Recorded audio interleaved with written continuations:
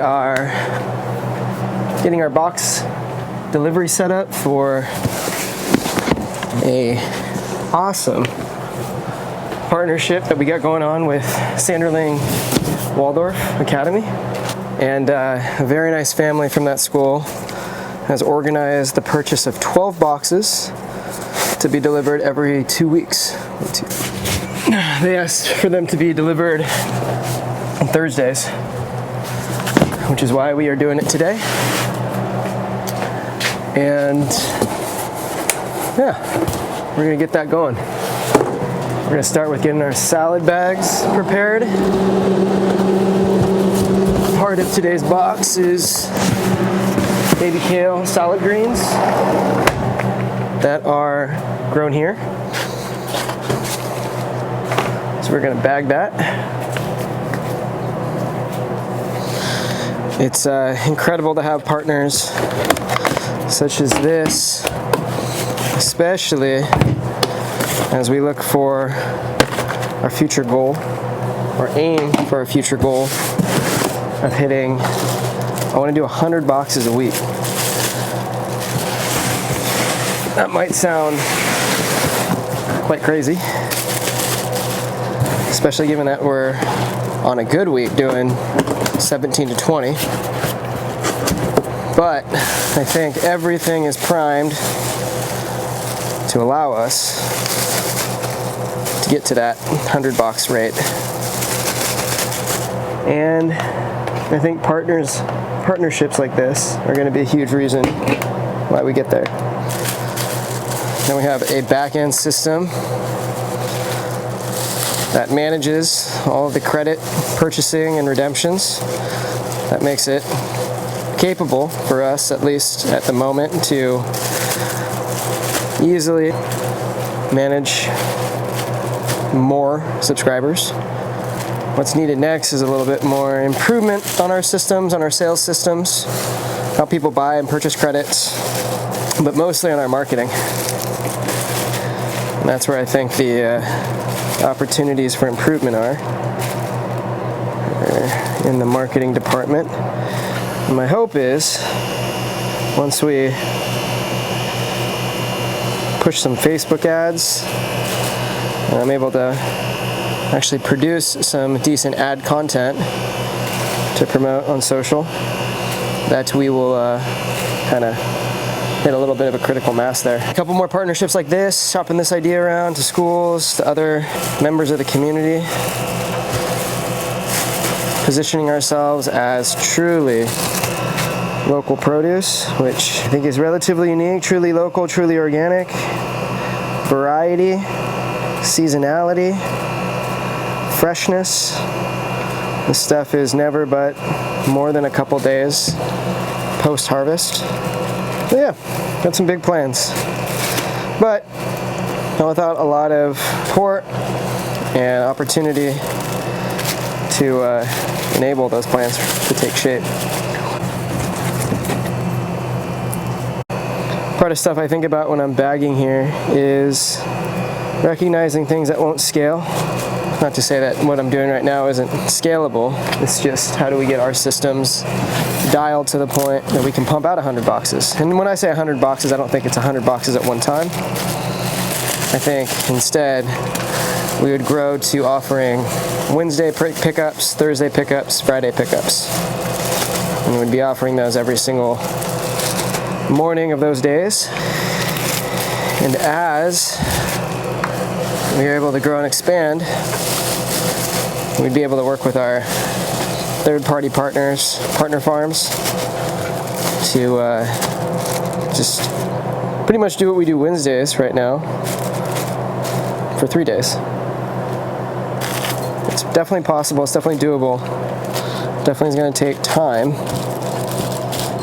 but it's something I think we can achieve. It takes action though. I mean, I'll tell you what, you think things are going to go faster when you have ideas, and you come to find that it's kind of hard to get anything off the ground, and you got to be okay with it maybe starting out as a putter initially, and then that putter quickly turns into maybe a bit of momentum, Momentum continues to pick up until you finally have traction.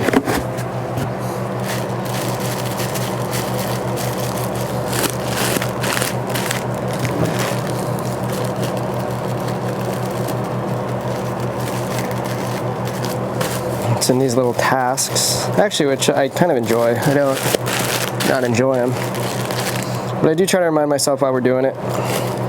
You know, it's nothing, try not to get too overly meaningful about it, because at the end of the day, we are just kind of packing up veggies and getting them to the people that want them. And we're growing good food, but it's really, you know, how can we give people access to local organic food such that the contents of what they consume expand their ability to show up in the world with patience, curiosity, with openness. You know, you are what you eat.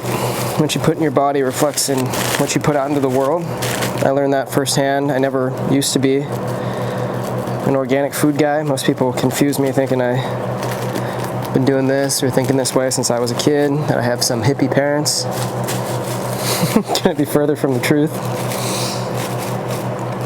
In fact, I had a rather conventional upbringing, which I'm super grateful for. My parents loved on me, still love on me. They're from the Midwest and the South. Came out to California because of my dad. I had California kids. We were pretty traditional, I would say, growing up. Traditional in the sense of we followed the standard American diet. SAD, as it's often referred to in acronyms. TV dinners, processed foods. And again, it's not any shade on my folks. They're freaking awesome, and I love them to death. And we were busy and a little bit cash strung, and having 3 kids was not easy, and everyone had jobs. I had baseball practice, sisters had practices, and it's just hard. Like, I get it. Never judge anybody for their diet, you know? It's everybody's prerogative to eat what they want. It wasn't until I came back from my time living in San Francisco, pursuing my own dream of being a big tech guy, that I started to get curious with my own health. Started buying organic food and becoming curious about what I put in my body and how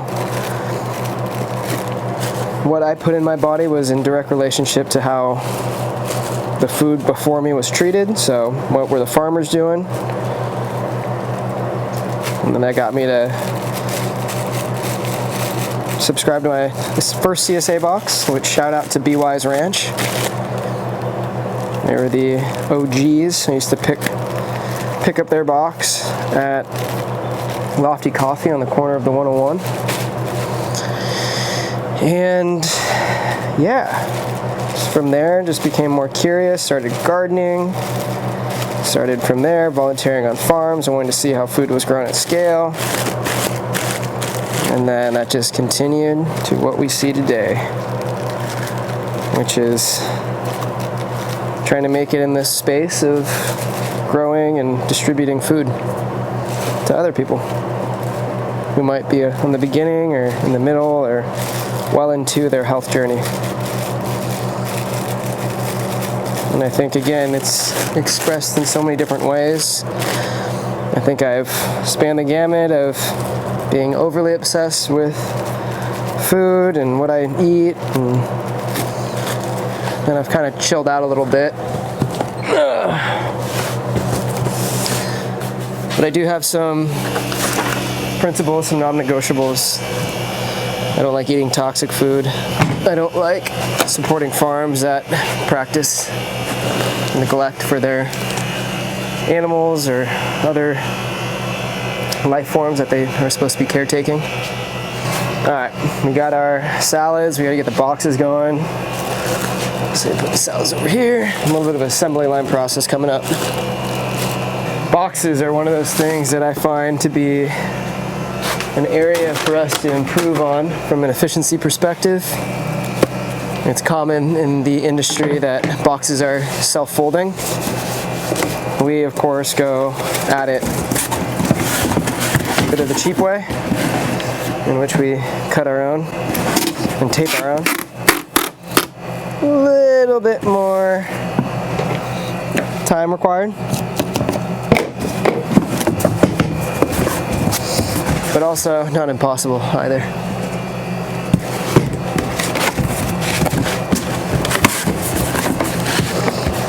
A bit cheaper at the scale we're operating at too. I am really one day hoping we can get folding boxes so that we don't have to tape these things the way we do right now. But if you would have told me a year ago that we got boxes, I would have been stoked. You gotta take everything with a bit of perspective, otherwise you forget how far you come.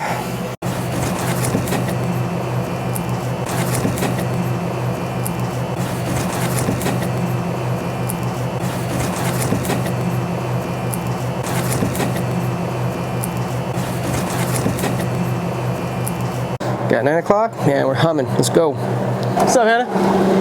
How was the surf? Heck yeah. First off is the broccoli. It's nice bags of broccoli. Let's go.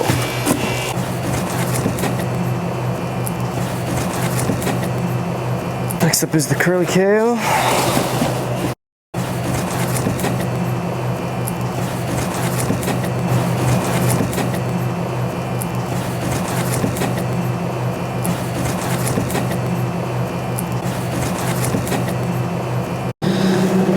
Excess we have from our ordering, which I kind of know in advance, we are selling at our farm stand. So there's a pretty good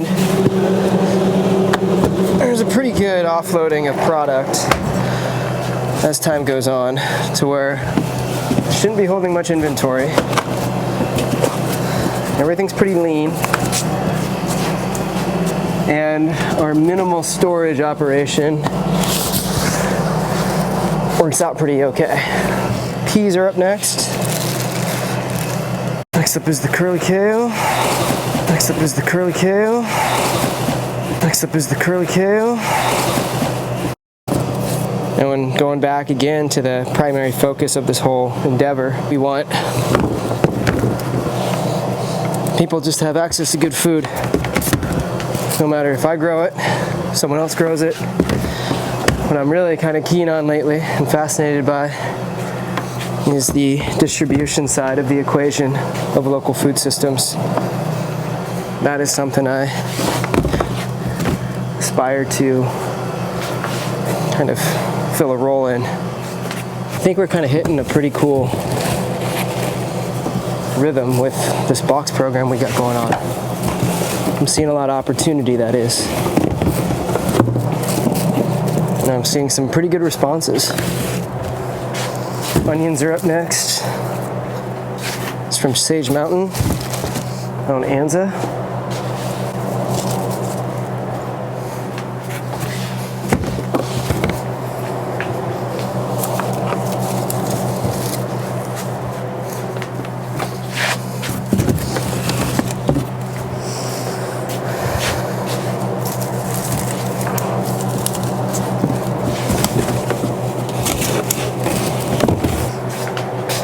Next up is potatoes. Next up is the curly kale. Next up is the curly kale. Avocados are next. These are Fuertes. They come from Curtis Cornelius. I think he's a small scale grower. Small scale. He's producing a lot of fruit. But he's over in Vista.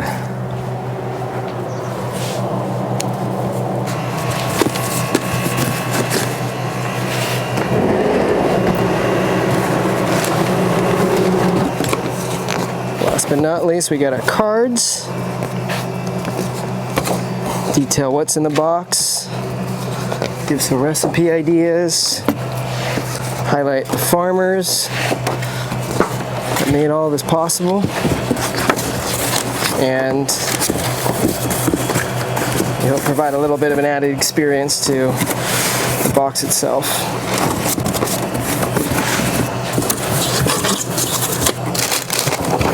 Sometimes I rearrange these boxes so that it all fits snug. Yeah, I'm pretty proud of these. These look pretty good this week.